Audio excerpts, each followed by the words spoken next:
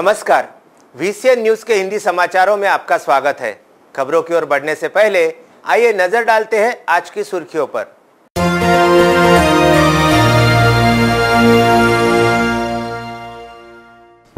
महाराष्ट्र राज्य के कृषि मंत्री भाऊसाहब फुंडकर पर शासकीय इत्माम के साथ अंतिम संस्कार, राजनेताओं के साथ साथ उमड़ा जन समुदाय।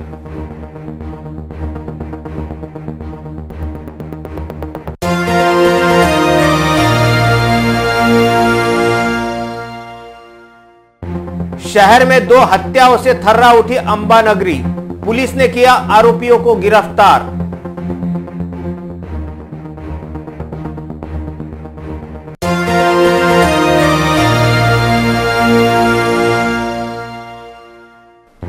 नागपुर तुलजापुर महामार्ग पर कोसदनी घाट में भीषण हादसे में 11 लोगों की मौत।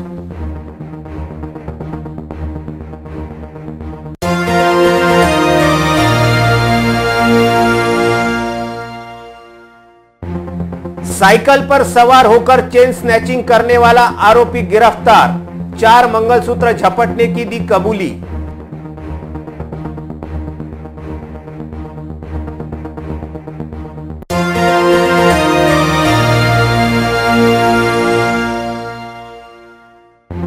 कारंजा लाड़ के नागरिकों की भारी मांग पर कारंजा पुलिस का वर्ली मटका अड्डे पर छापा, हजारों के माल सहित 7 आरोपियों को किया गिरफ्तार।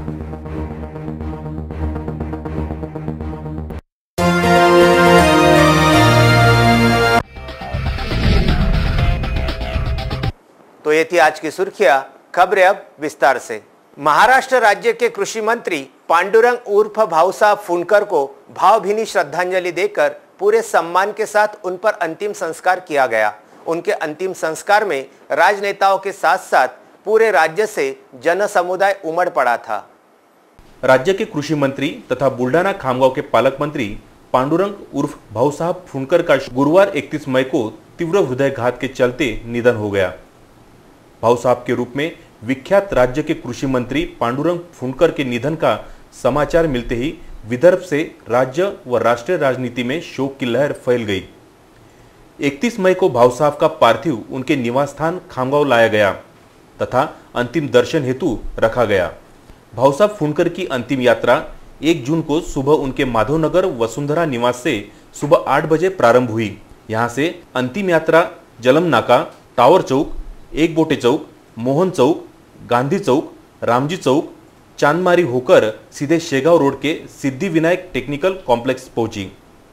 इस अंतिम यात्रा दौरान राज्य के मुख्यमंत्री देवेंद्र फडणवीस, केंद्रीय मंत्री नितिन गडकरी, नामदार सदाभाऊ खोत, नामदार पंकजा मुंडे, नामदार रक्षा खेड़कर, सांसद खड़से, प्रतापराव जाधव, डॉक्टर संजय कुटे, विधायक चैनसुख संचेती, विधायक हर्षवर्धन सपकाल, विधायक राहुल बोंद्रे, पूर्व विधायक दिलीप कुमार सानंदा, अशोक सोनोने, विश्वपाल जाधव, रावसाहेब दानवे, धनंजय मुंडे, विनोद तावडे, सुधीर मुनगंटीवार, प्राध्यापक राम शिंदे, डॉक्टर रंजित पाटील, डॉक्टर राजेंद्र शिंगणे, विधायक हरीश पिंपळे, विधायक गोवर्धन शर्मा, विधायक रंजित सावरकर, पुरुषोत्तम खेड़कर आदि उपस्थित थे।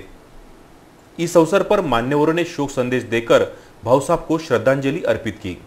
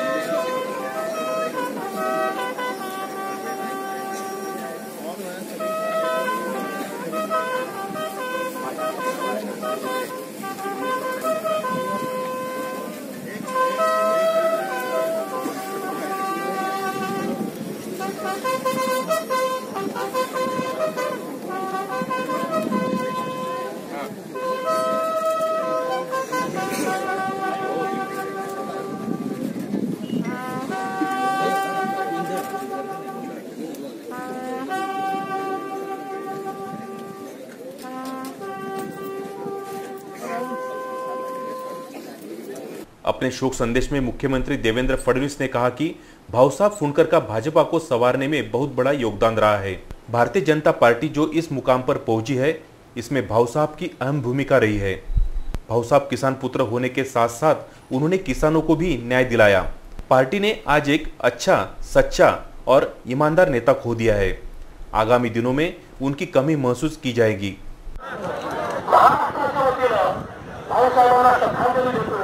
आणि आमच्या या नेत्याला ईश्वरानं त्याच्या चरणी जागा द्यावी आणि ज्या मार्गाने त्यांनी काम केलं शेतकऱ्यांकरता, सामान्य माणसाकरता, त्याच मार्गाने काम करण्याची या ठिकाणी प्रेरणा आम्हाला मिळावी हीच ईश्वर चरणी प्रार्थना करतो। भाऊसाहेबांचं कुटुंब तर अख्खा भाजपा होता, पण तरी देखील त्यांच्या पत्नी असतील, त्यांची मुलं मुली, सगळा मोठा आप्त परिवार सुद्धा नातवंड या सगळ्यांवर एक मोठा दुःखाचा डोंगर या ठिकाणी कोसळला आहे। आपण सगळे लोक त्या परिवारातलेच आहोत, आपल्यालाही हा दुःखाचा डोंगर कोसळला आहे। यातनं सावरण्याची शक्ती ईश्वराने आपल्या सर्वांना द्यावी ईश्वराकडे प्रार्थना करतो। साहेब हे बहुजन समाजाचे नेते होते आणि खऱ्या अर्थानं ते राज्यातल्या शेतकऱ्यांचे भाऊ होते। गेली अनेक वर्ष त्यांनी सामाजिक आणि राजकीय क्षेत्रामध्ये आपलं मोठं योगदान दिलं आणि हे योगदान देत असताना राजकीय आणि सामाजिक क्षेत्रामध्ये काम करत असताना ते सगळ्यांचे आदर्श होते। सगळ्या पक्षांच्यामध्ये त्यांचे नेतृत्वाचे संबंध होते आणि खऱ्या अर्थानं या राज्याचे कृषी मंत्री म्हणून त्यांच्या हाताखाली मी एक कृषी राज्यमंत्री म्हणून काम करत असताना त्यांच्याविषयी माझ्या मनामध्ये प्रचंड असा वडिलकीचा एक आदरभाव होता। कृषी खात्यामध्ये त्यांनी या 1.5 वर्षामध्ये भरीव असं काम केलं। ते आमच्यातून अखाली निघून गेले। खरं म्हटलं तर मन आजही कबूल करायला तयार नाही आहे की ते अचानक आमच्यातून निघून गेले असतील, परंतु या जे काही घटना घडली ती घटना सर्व कार्यकर्त्यांच्यासाठी, भारतीय जनता पक्षासाठी, राज्यातल्या शेतकरी समाजासाठी दुःखदायक अशी घटना आहे। मी राज्यातल्या शेतकऱ्यांच्या वतीनं त्यांना भावपूर्ण आदरांजली अर्पण करतो आणि त्यांच्या कुटुंबाला यातून सावरण्याचं बळ मिळावं अशी परमेश्वर प्रार्थना करतो। इस अंतिम संस्कार दरमियान किसान भी भारी संख्या में मौजूद थे। चिता को अग्नि देने से पहले शासकीय सलामी देकर भाऊ साहब फुंडकर को अंतिम विदाई दी गई।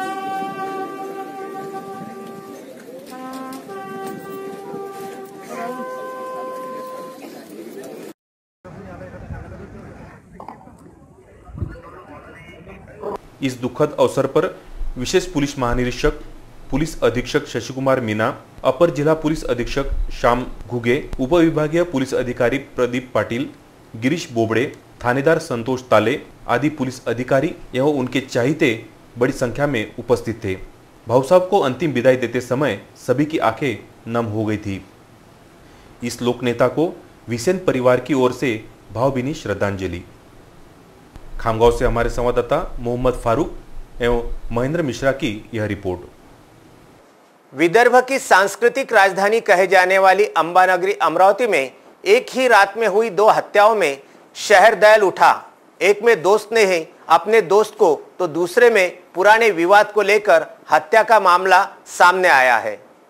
पुराने विवाद के चलते हम प्याला हम निवाला दोस्त को मौत के घाट उतारने की घटना राजापेट पुलिस थाना अंतर्गत बस डिपो के पास हुई। हत्यारे को पुलिस ने देर रात ही गिरफ्तार कर लिया था, जिसके बाद आज सुबह यादव समाज की महिलाओं ने राजापेट थाने को घेराव किया और आरोपी को अपने हवाले करने की बात कही। इस बात को लेकर थाने में काफी हंगामा मचा।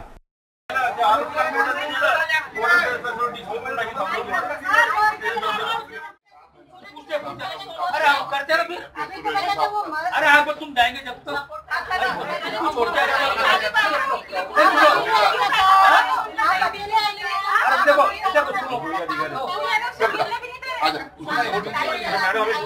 कोर्ट में लेके जाने का उसको कोर्ट में ले जाना है। कोर्ट में नहीं गया वो सब में मैसेज था उसको रिजेक्ट कर डालेंगे। हां पीसीआर बताएगा ना जब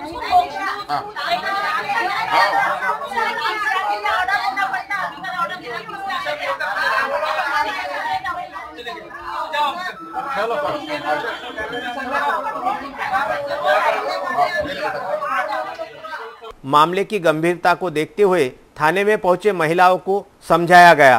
प्राप्त जानकारी के अनुसार राजापेट थाना क्षेत्र के तारा साहब बगीचा निवासी तथा पेशे से दूध व्यवसायी बल्लू उर्फ रामचंद्र रामकृष्ण यादव गावंडे लेआउट निवासी अखिलेश प्रकाश पंड्या से काफी पुरानी दोस्ती थी।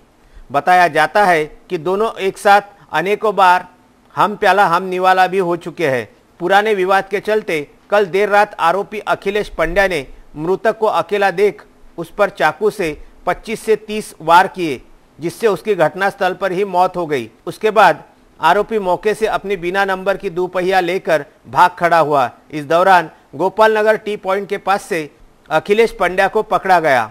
जानकारी ये भी है कि अखिलेश पंड्या की शादी ना होने का ताना देकर मृतक बल्लू आरोपी अखिलेश पंड्या को अक्सर छेड़ता था, जिसके चलते अक्सर दोनों में विवाद भी हो चुका है। इसी विवाद के चलते दोनों में अनेकों बार मारपीट भी हो चुकी है। मृतक के परिजनों का आरोप है कि ऐसे ही एक विवाद के दौरान अखिलेश ने बल्लू पर जानलेवा हमला करने का आरोप भी लगाया है। बताया ये भी जाता है कि बल्लू की हत्या इसी पुरानी रंजिश के चलते हुई हो। मृतक के परिजनों का आरोप है कि बीते गुरुवार की रात मृतक के मोबाइल पर अज्ञात का फोन आया था, जिसके बाद बल्लू घर से बाहर गया था। बल्लू के परिजनों का आरोप है कि ऐसे विवादों के दौरान अखिलेश की ओर से बल्लू पर हमला भी कर चुका है। समझा जा रहा है कि बल्लू की हत्या इसी पुराने विवाद को बदला लेने के उद्देश्य से की गई हो। इस घटना की जानकारी एक रिक्शा चालक ने राजापेट पुलिस को देते ही थानेदार सहित राजापेट पुलिस का दल मौका वारदात पर पहुंचा, जहां पूछताछ में एक रिक्शा चालक ने बताया कि बल्लू का किसी अन्य रिक्शा चालक से गुटखे को लेकर विवाद चल रहा था। इसी बीच मौके पर अखिलेश भी पहुंचा और उसने बल्लू से विवाद प्रारंभ किया। विवाद दौरान अखिलेश ने अपने पास से चाकू निकालकर बल्लू के पेट में सपासप लगातार 25 से 30 वार कर बल्लू को मौके पर ही मौत के घाट उतार दिया और घटनास्थल से अपनी दोपहिया लेकर फरार हो गया, जिसे पुलिस पेट्रोलिंग के दौरान गोपाल नगर टी पॉइंट से राजापेट पुलिस के 2 चार्ली कमांडो ने धर दबोचा। शहर में एवं जिले में आए दिन होने वाली इस हत्या की वारदात को लेकर पुलिस प्रशासन पर काफी सवालिया निशान उठकर खड़े हो रहे हैं। आज राजापेट पोलीस स्टेशनच्या हद्दीमध्ये राजापेट बस स्टेशन समोर गडरे चौकामध्ये 8:01:30 सुमारास एक इसम मयत आढळून आला।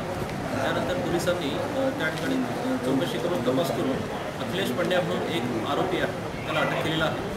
अखिलेश पंड्या या आरोपीकडे चौकशी केली असता त्याने सांगितलेलं आहे की जो मयत इसम आहे रामचंद्र यादव हा त्याचा ओळखीचा असून हा रामचंद्र यादव याच्यासोबत नेहमी शिवीगाळ करायचा, त्यासोबत भांडणं व्हायची आणि त्या रागातून त्याने काल रात्रीला त्याचा चाकूने हमला करून खून केलेला आहे। मृतकांच्या नातेवाईकांचं असं संशय आहे की या घटनेमागे एक आरोपी नसून इतरही आरोपी असू शकतात।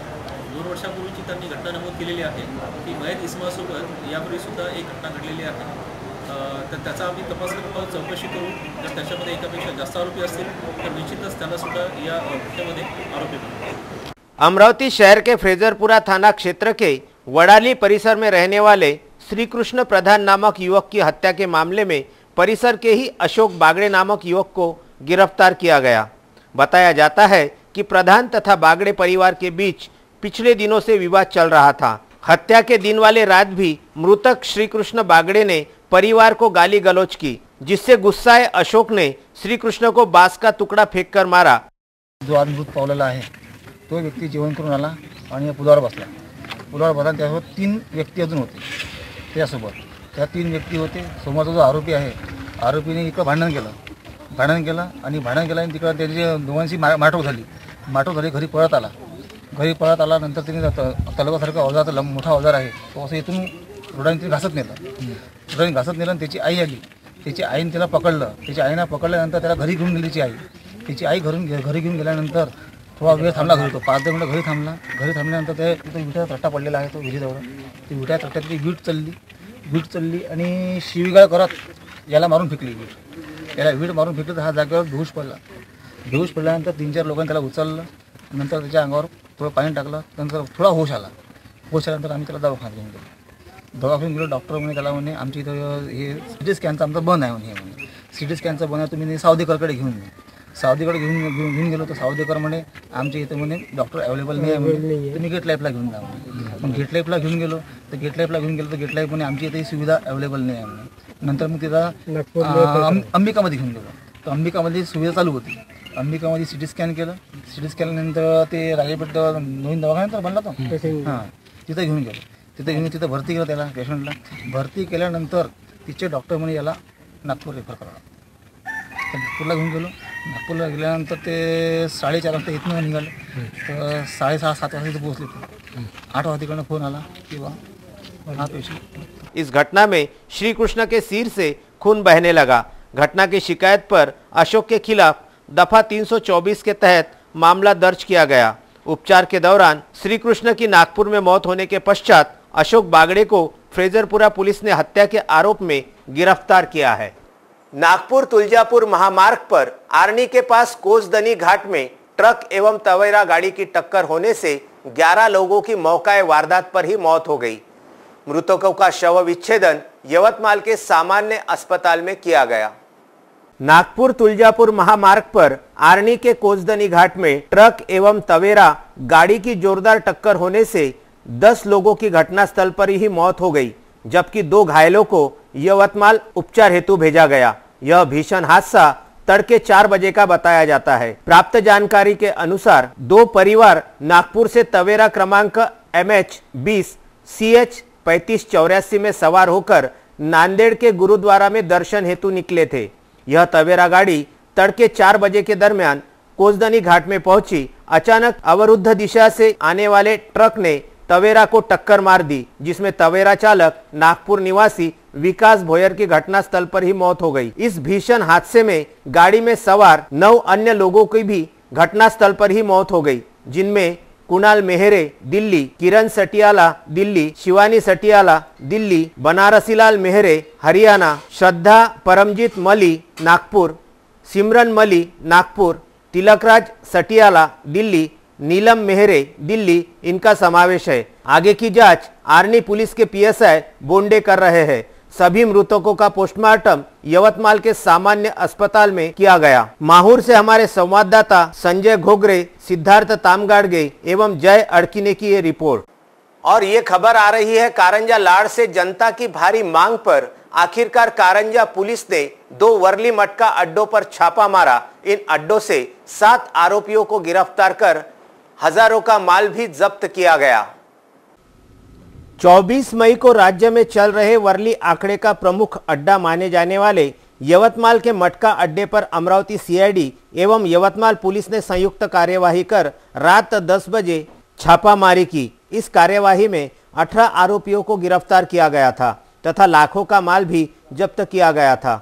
मुंबई स्थित महाराष्ट्र पुलिस के साइबर विभाग ने ऑनलाइन वर्ली आंकड़े के संदर्भ में मोबाइल ट्रेस वर्ली मटका ब्रांड अड्डे का लोकेशन पता किया था, जिसके आधार पर यह कार्यवाही की गई थी. इस कार्यवाही से अवैध वर्ली मटका संचालकों पर जबरदस्त हड़कंप मच चुका था. बावजूद इसके वाशिम जिले के कारंजा लाड़ में वर्ली मटका यह व्यवसाय जोरों पर था. वाशिम की SP मोक्षदा पाटिल जो सिंघम मानी जाती है, फिर भी कारंजा में अवैध धंधे को लेकर कारंजा पुलिस आंखें बंद करके अवैध धंधों की ओर अनदेखी कर रही थी. कारंजा के पत्रकार तथा मीडिया कर्मियों ने इस वर्ली मटका अड्डों के संदर्भ में पुलिस से बार बार पूछताछ करने पर शहर में अवैध धंधे बंद हुए हैं, ऐसा दावा कारंजा पुलिस कर रही थी. लेकिन मीडिया तथा जनता का भारी रोष देखकर आखिरकार सोई हुई कारंजा पुलिस जाग गई और जनता की भारी मांग पर उपविभागीय पुलिस अधिकारी रत्नाकर नवले के आदेश पर जयस्तंभ चौक तथा गांधी चौक में पुलिस ने छापा मारकर 7 आरोपियों को धर दबोचा. जयस्तंभ चौक के वर्ली अड्डे से लक्ष्मण कवड़े, रोकड़े, सुरेश सुरजू से संजय बलिंगे को गिरफ्तार कर नकद 13,590 रुपये, 4 मोबाइल एवं मटका साहित्य तो दूसरी ओर गांधी चौक के अड्डे से 59,990 रुपये का माल जब्त किया गया। गांधी चौक के अड्डे से देवदत्त शर्मा, अन्ना मोडघरे, त्र्यंबक शिंदे, तुकाराम काटोले को गिरफ्तार कर 5,235 रुपये नकद एवं वर्ली मटके का साहित्य जब्त किया गया। इन 7 सटोडियों पर मुंबई जुगार अधिनियम कलम 12A अंतर्गत कार्यवाही की गई।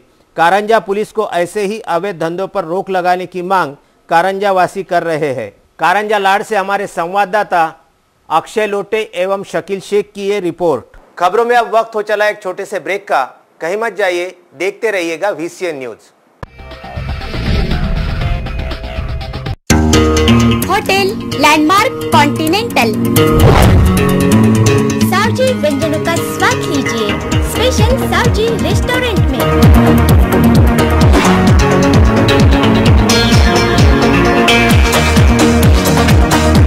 DJ party hall, AC rooms, अपने चहेतों के लिए खास बर्थडे हॉल एवं मैरिज लॉन, खास फैमिली के लिए family garden. Hotel Landmark Continental luxurious business hotel, Akola road, old Naka, Badnera, Amravati.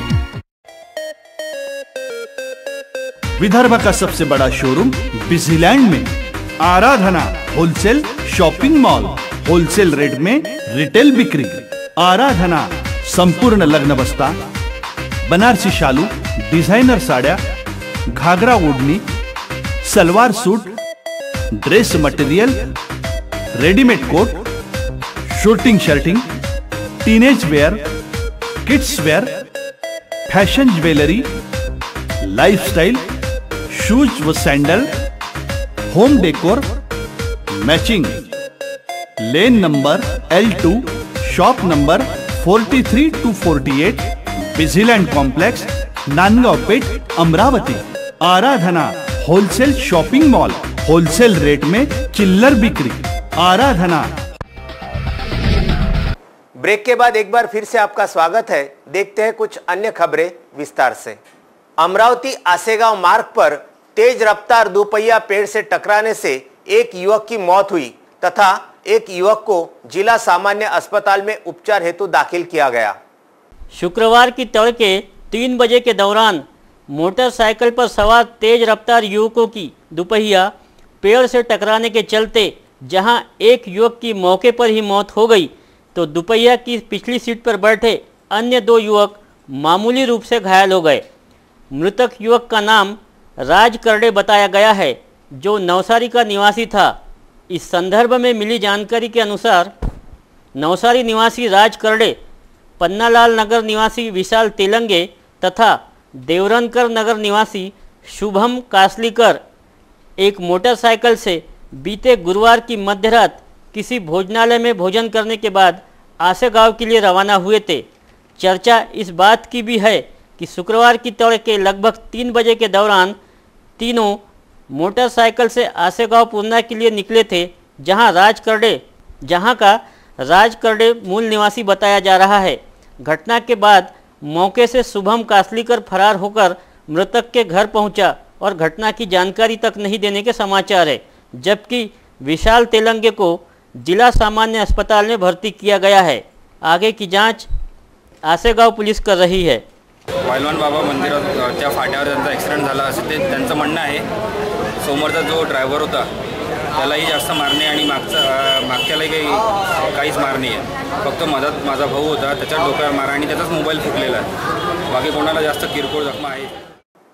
सुबह के दौरान साइकिल पर सवार होकर मंगलसूत्र झपटने की घटनाओं को अंजाम देने वाला मोतीनगर निवासी युवक राजापेट पुलिस ने गिरफ्तार किया। आरोपी से 4 मंगलसूत्र झपटने की कबूली भी पुलिस ने निकाल ली है। पिछले कुछ दिनों से शहर के राजापेट थाना क्षेत्र में साइकिल से चेन स्नैचिंग करने वाले शातिर बदमाश को आखिरकार भारी मशक्कत के बाद राजापेट पुलिस ने धर दबोचा है। हिरासत में लिए गए आरोपी का नाम संजय जयप्रकाश श्रीवास्तव बताया गया है, जो मोतीनगर का निवासी है। बताया जाता है कि आरोपी से की गई पुलिस पूछताछ में संजय ने साइकिल से चैन स्नेचिंग की 4 कबूली दी है। गुरुवार को आरोपी को अदालत में पेश किया गया, जहां उसे 5 जून तक पुलिस कस्टडी में रखने के आदेश दिए गए हैं। इस मामले में और खुलासे होने की संभावना है। बता दें कि राजापेट थाना क्षेत्र में पिछले कुछ दिनों से अज्ञात द्वारा सुबह के दौरान चैन स्नेचिंग की घटनाएं हो रही थी। चैन स्नेचिंग की वारदातों में इससे पहले भी ऐसी घटनाओं में आरोपियों द्वारा मोटरसाइकिलों का उपयोग किया जाता रहा है, लेकिन अचानक किसी साइकिल चालक द्वारा चैन स्नेचिंग की घटनाओं को अंजाम दिए जाने से पुलिस प्रशासन में हड़कंप मचा हुआ था। लगातार हो रही चैन स्नेचिंग की वारदातों से पुलिस पर दबाव बना हुआ था। इस बीच पुलिस को गुप्त जानकारी मिली थी कि आरोपी संजय फ्रेजरपुरा थाना क्षेत्र में आया है। इस जानकारी के आधार पर राजापेट पुलिस की टीम ने आरोपी संजय को मोती नगर से हिरासत में लिया। संग्रामपुर में किसानों की समस्या तथा बढ़ते पेट्रोल एवं डीजल के दामों का विरोध कर राष्ट्रवादी कांग्रेस द्वारा हल्ला बोल आंदोलन किया गया। इस आंदोलन में बड़ी संख्या में राष्ट्रवादी कार्यकर्ता उपस्थित थे। महाराष्ट्र शासन ने घोषित किए कर्ज माफी सहित विभिन्न अनुदान से वंचित रहे नागरिकों को लाभ प्राप्त कर देने के लिए संग्रामपुर तालुका राष्ट्रवादी की ओर से शासन के विरोध में हल्ला बोल नारे लगाकर आंदोलन किया गया। महाराष्ट्र शासन की तरफ से घोषित किए गए गत वर्ष के कर्ज माफी नहीं हुई, इस वजह से किसानों को आर्थिक समस्या का सामना करना पड़ रहा है। खेत में बुआई करने का समय भी आ चुका है, शासन की ओर से नहीं की गई। खेत में बुआई करने का समय भी आ गया है, लेकिन शासन की ओर से अभी तक कोई कार्यवाही नहीं की जा रही है। फरवरी महीने में ओलावृष्टि के कारण फसल का नुकसान हुआ, लेकिन अभी तक किसानों को किसान बीमा योजना का लाभ नहीं मिल पाया है। ऐसे में शासन ने पेट्रोल डीजल के दाम बढ़ाकर आम जनता को त्रस्त किया है। इस संदर्भ में राष्ट्रवादी कांग्रेस ने सरकार का विरोध कर हल्ला बोल आंदोलन किया और आगामी 7 जून तक मांगे पूरी न होने पर तहसील कार्यालय को ताला लगाने का अल्टीमेटम भी दिया गया। हल्ला बोल, हल्ला बोल, हल्ला बोल, हल्ला बोल, हल्ला बोल, सरकार नाही भानावर, सरकार नाही भानावर, गांधी लड़ते गोरों से, हम लड़ेंगे चोरों से, गांधी लड़ते गोरों से, हम लड़ेंगे चोरों से। इस आंदोलन में संगीत भोंगड़, विश्वास पाटिल, विश्वनाथ झाड़ोकार, नारायण ढगे, तुकाराम काटे, मीर मुजफ्फर अली, पंकज ठाकरे, राजेश गिरी, दुर्गा सिंह सोलंकी आदियों के साथ राष्ट्रवादी कांग्रेस के पदाधिकारी एवं कार्यकर्ता उपस्थित थे। खामगांव से हमारे संवाददाता मोहम्मद फारूक की रिपोर्ट। चोरी गए लाखों के मोबाइल साइबर सेल द्वारा वापस करने का कार्यक्रम आरंभ हुआ। इस दरमियान पुलिस कर्मियों के बच्चों का सम्मान भी किया गया। बीते माह से पुलिस विभाग के साइबर सेल की ओर से गुमशुदा मोबाइल लौटाए जाने का कार्यक्रम प्रारंभ किया गया है। इस क्रम में विगत अप्रैल माह में संबंधितों को 30 मोबाइल लौटाए गए थे, जबकि गुरुवार को 34 मोबाइल संबंधित मोबाइल मालिकों को लौटाए गए। इन मोबाइलों की कीमत 6,90,000 रुपये बताई गई है, जिसके चलते मोबाइल पाने वालों में हर्ष का वातावरण देखा गया। पुलिस आयुक्त दत्तात्रेय मंडलिक के हाथों फिरियादियों को मोबाइल सौंपे गए। इस अवसर पर एपीआई कांचन पांडे, सिपाही जगदीश पाली, संग्राम भोजने, दीपक बदरके आदि उपस्थित थे। इसके साथ ही गुरुवार 1 जून से पुलिस वेलफेयर सप्ताह का भी शुभारंभ हुआ, जो आगामी 6 जून तक चलेगा। इस दौरान पुलिस परिवारों के लिए शिक्षा तथा उनके विकास हेतु उपाय योजनाओं की जानकारी भी दी गई। इस दौरान पुलिस कर्मियों के बच्चों द्वारा प्रावीण्य सूची में स्थान बनाने वाले छात्र छात्राओं तथा उनके पालियों का भी सत्कार किया गया।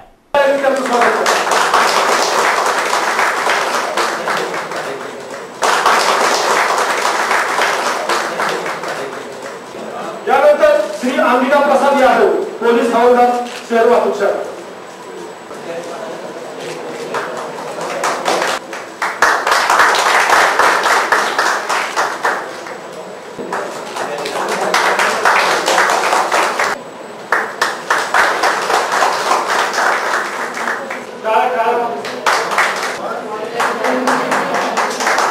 साथ ही पुलिस विभाग के ही एक कर्मचारी के बेटे पार्थ जोग द्वारा सिंधुदुर्ग के सागर में कुछ नॉटिकल माइल पार करने को लेकर पार्थ जोग का सत्कार उपायुक्त प्रदीप चौहान की ओर से किया गया। तर हा जो सप्ताह पहिल्यांदाच सुरू होत आहे पोलीस कल्याणच्या दृष्टिकोनातून जे कर्मचाऱ्यांमध्ये अधिकाऱ्यांमध्ये अवेअरनेस तयार व्हावा, माहिती व्हावी। बऱ्याच वेळेला कोणालाच काही पोलीस कल्याण आहे म्हणून आहे तर त्याच्या स्कीम काय आहे, त्याच्यामध्ये त्या स्कीममध्ये काय काय नियोजन केलेलं आहे आणि त्या स्कीम कशा राबवायच्या याच्याबद्दलचं बऱ्याच लोकांना अज्ञान आहे आणि त्याच्यातून ह्या स्कीम असूनही त्याचा फायदा आम्हाला घेता येतो आणि ऑफिसमधला जो स्टाफ असतो त्या काय करायचा उत्साह नसतो त्या स्कीमचा नियोजन करायचं, त्यांना त्याचे फायदे पोहोचायचे किंवा कोणाची फाईल आली कोणाचा आजार त्याच्यापुढे निर्गती करू लागायची। तर हा अवेअरनेस प्रोग्राम आपण डीजी साहेबांच्या संकल्पनेतून जी आयडिया आली अख्ख्या महाराष्ट्रामध्ये आता तो राबवला जातो। अशा परिस्थितीमध्ये आपण सर्व पोलीस स्टेशनला त्याचे पोस्टर्स लावले, सिटी ऑफिसला या ठिकाणी काही पोस्टर्स लावले। त्याच्याशिवाय जे बुकलेट तयार करण्यात आलेले ते संपूर्ण यामध्ये पूर्णपणे स्कीम काय आहे, त्याचा उद्देश काय आहे आणि ते कशा राबवल्या जातात महाराष्ट्रामध्ये याचं इतमोठ त्याच्यामध्ये वर्णन केलं आणि अशा परिस्थितीमध्ये आम्हाला या स्कीम जर समजल्या तर प्रत्येक कुटुंबापर्यंत, प्रत्येक अधिकारी कर्मचाऱ्याच्या मुलापर्यंत, मुलीपर्यंत, त्याच्या कुटुंबापर्यंत सर्वांना त्याचा फायदा होऊ शकतो हा त्याचा उद्देश आहे। 100% फायदा व्हावा म्हणून आपण जेवढे कर्मचाऱ्यांची संख्या जेवढे पुस्तकं कुठले आपण तयार केलेले ते प्रत्येकाला मिळतील, त्यांनी त्याचं वाचन करावं, मनन करावं, आपल्यासाठी कोणतं उपयुक्त आहे, मुलांसाठी किती उपयुक्त आहे, मुलींसाठी काय आहे, उच्च शिक्षकासाठी काय आहे, यामध्ये वैद्यकीय याच्यासाठी काय आहे, पुस्तकासाठी काय आहे, लायब्ररीसाठी काय आहे, याच्या इतरभूत बाबी त्याच्यामध्ये मेन्शन करण्यात आले। प्रहार शिक्षक संगठन की ओर से जिला परिषद मुख्य कार्यकारी अधिकारी को एक ज्ञापन सौंपा गया, जिसमें शिक्षकों की बदलियां गलत तरीके से की गई ऐसा आरोप शिक्षक संगठन ने लगाया है। जिला परिषद की तरफ से कुछ शिक्षकों की बदलियां की गई। पति पत्नी एकत्रीकरण के संदर्भ में 30 किलोमीटर के दायरे में शिक्षकों का बदलीकरण होना चाहिए, लेकिन जिला परिषद प्रशासन ने ऐसा न करते हुए शिक्षकों की ट्रांसफर गलत तरीके से की ऐसा आरोप प्रहार शिक्षक संगठन द्वारा लगाया गया। जिन शिक्षकों ने मेलघाट में अपनी सेवा दी उन्हें पुनः मेलघाट में ही स्थापित किया गया। जहां 3 शिक्षकों की जरूरत है वहां 4 शिक्षकों की नियुक्ति की गई, ऐसा आरोप भी संगठन ने लगाकर अपनी मांगों का ज्ञापन जिला परिषद के मुख्य कार्यकारी अधिकारी को सौंपा। इस संदर्भ में प्रहार शिक्षक संगठन के अध्यक्ष महेश ठाकरे ने दी अधिक जानकारी। प्रहार शिक्षक संघटनेच्या वतीने आज जिल्हा अंतर्गत शिक्षकांची जी जिल्हा अंतर्गत बदली प्रक्रिया इथे पार पडली अमरावती जिल्ह्यामध्ये। तर या बदली प्रक्रियेमध्ये काही शिक्षक विस्थापित झालेत, काही ठिकाणी कनिष्ठ शिक्षकांनी वरिष्ठ शिक्षकांना जे सेवेनं वरिष्ठ आहेत त्यांना खो दिला, त्याच्यामुळे त्या लोकांवर एक प्रकारे वरिष्ठ शिक्षकांवर देखील अन्याय झाला। काही ठिकाणी पती पत्नी एकत्रीकरणाअंतर्गत जे बदलीचं धोरण आहे ते कुठंतरी एक विस्कळीत झाल्यासारखं वाटते, कारण पती आणि पत्नी हे विभक्त झालेत की त्यांचं एकत्रीकरण 30 किलोमीटरच्या आत व्हायला पाहिजे होतं, तर ते 30 किलोमीटरच्या वर गेलेत आणि त्यांच्यासाठी अर्ज करण्याची सुविधासुद्धा आता शेवटच्या टप्प्यामध्ये देण्यात आलेली नाही। काही शिक्षकांवर अशा प्रकारे अन्याय झाला की त्यांच्या म्हणजे दुर्गम भागातून जे शिक्षक बदली पात्र होते किंवा बदली अधिकार प्राप्त होते की त्यांना प्रामुख्याने बदलीची गरज होती, जे 15-15 वर्षापासून जे सेवा करत होते मेळघाटसारख्या दुर्गम क्षेत्रामध्ये, त्यांना बदलीची आवश्यकता असताना देखील 20च्या पसंतीक्रमानुसार ज्या शाळा त्यांनी दिल्या होत्या त्यामध्ये ते कुठेच बसले नाहीत। आज ते बदलीपासून वंचित आहेत आणि काही म्हणजे ते विस्थापितांमध्ये सुद्धा नाहीत आणि बदली प्रक्रियेत सुद्धा नाहीत। आज त्यांच्या बदल्या झालेल्या असे काही जिल्ह्यामध्ये 24 शिक्षक आहेत की ज्यांच्या त्या दुर्गम भागातून बदल्या होणे शक्य नाही आहेत। अशा प्रकारे विविध मुद्द्यांनुसार आम्ही आणि विविध मागण्यांनुसार आणि आक्षेप एक प्रकारे त्या जिल्हा अंतर्गत बदली प्रक्रियेवर जो आक्षेप आहे। बीते कई वर्षों के मुकाबले इस वर्ष भीषण गर्मी से सभी का जीवन अस्त व्यस्त हो गया था। मई में तो 47 डिग्री के तापमान की भी नोंद की गई। वैसे तो 7 जून से बारिश का मौसम शुरू होता है, लेकिन 1 जून को शाम 5 बजे के दरमियान तेज बारिश ने अपनी पहली दस्तक अमरावती शहर में दी। इस बारिश से नागरिकों में खुशी की लहर दौड़ गई। बारिश के गिरते ही तापमान में काफी गिरावट हुई, इससे थोड़ी गर्मी से राहत मिली। इस साल जमकर बारिश होने का अनुमान मौसम विभाग ने जताया है।